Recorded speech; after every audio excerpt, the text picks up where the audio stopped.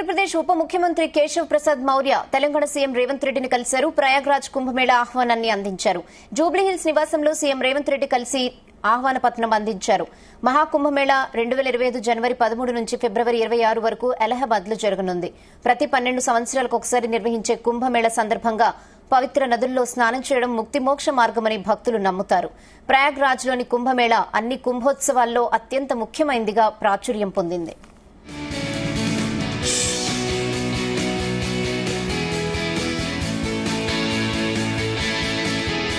విషయంతో మరిన్ని అప్డేట్స్ మా ప్రతినిధి శ్రీచరణ్ అందిస్తారు. శ్రీచరణ్, మహాకుంభమేళా భారతదేశంలోనే కాదు ప్రపంచవ్యాప్తంగా కూడా ప్రసిద్ధి చెందింది. మహాకుంభమేళా 2025 జనవరిలో జరగనుంది. అయితే హిందూ మత విశ్వాసాల ప్రకారం మహాకుంభమేళా నదిలో స్నానం చేయడం వల్ల సర్వ పాపాల నుండి విముక్తి లభిస్తుందని కూడా నమ్ముతూ ఉంటారు.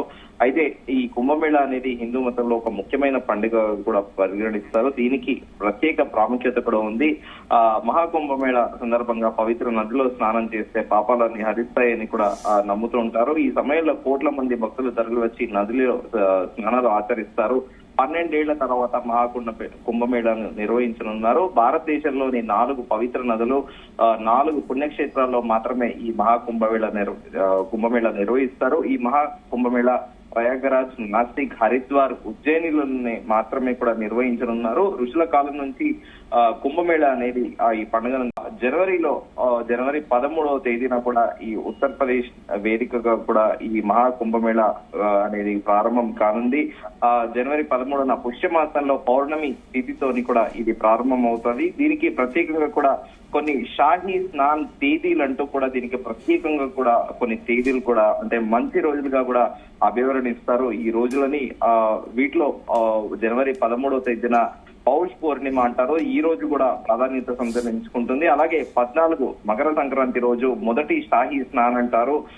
ఎట్ ది సేమ్ టైం ఈ షాహీ స్నానాలన్నీ కూడా ఫిబ్రవరి 26వ తేదీ వరకు మహా శివరాత్రి రోజు చివరి షాహీ స్నానం కూడా అంటారు. సో మొత్తము ఇప్పటికే ఉత్తరప్రదేశ్ ప్రభుత్వం కూడా దీన్ని చాలా ప్రతిష్టాత్మకంగా తీసుకుంటుంది. ఎట్ ది సేమ్ టైమ్ పౌరాణిక మూలాలు కూడా చూసుకుంటే ఈ కథనం ప్రకారం అసలు ఈ కుంభమేళా అనేది ఎలా ఒరిజిన్ వచ్చింది, అసలు ఇది ఏంటి అంటే దేవతలను ఇటు అసురులు కలిసి కూడా అమృతత్వం అనే అమృతాన్ని పొందడానికి సముద్రాన్ని మతనం చేసినప్పుడు ఈ మహా సంగమం సమయంలో ప్రయాగ, హరిద్వార్, నాసిక్ తో పాటు ఉజ్జయిని అనే ఈ 4 ప్రదేశాల్లో కూడా అమృత బిందువులు పట్టాయని కూడా నమ్ముతారు. సో ఈ పౌరాణిక కథను బేస్ చేసుకుని కూడా ప్రతి 12 సంవత్సరాలకు ఈ మహాకుంభమేళా అనేది కూడా జరుపుతూ ఉంటారు. దీన్ని ప్రయాగరాజుని తీర్థరాజు లేదా తీర్థయాత్రలకి రాజుగా కూడా పరిగణిస్తారు. అయితే బ్రహ్మదేవుడి యొక్క మొదటి యజ్ఞం బలి ఆచారం కూడా ఇక్కడే నిర్వహించాడని కూడా నమ్ముతారు. అంతటి ప్రశస్తమైన దీనికి కూడా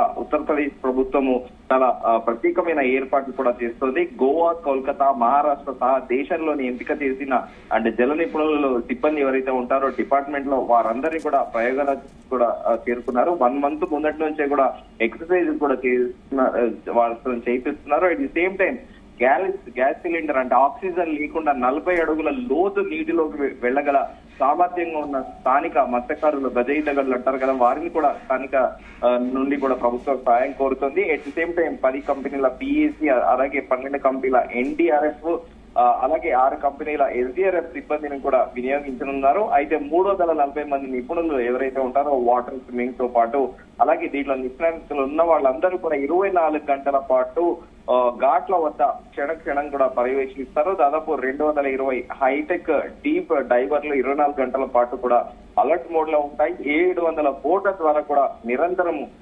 పరీక్షిస్తూ ఉంటారు. అయితే ఈ కుంభమేళా అనేది కూడా ప్రయాగరాజ్ ప్రత్యేకంగా చారిత్రాత్మకంగా, సాంస్కృతికంగా, సామాజికంగా, నగర జీవితంతో పాటు కళల కోసము చెందిన మరియు సాంప్రదాయ ప్రదర్శనలు కూడా ప్రచారం చేయడానికి కుంభమేళా అటువంటి ప్రత్యేకంగా కూడా ఒక వేదికగా కూడా కాబోతోంది. At the same time Kabir Das వంటి సాహిత్య దిగ్గజాలు కూడా ఈ ప్రదేశం అనే మూలాలు అనేటివి కూడా ఉన్నాయని కూడా చెప్పుకోవచ్చు. రేనా?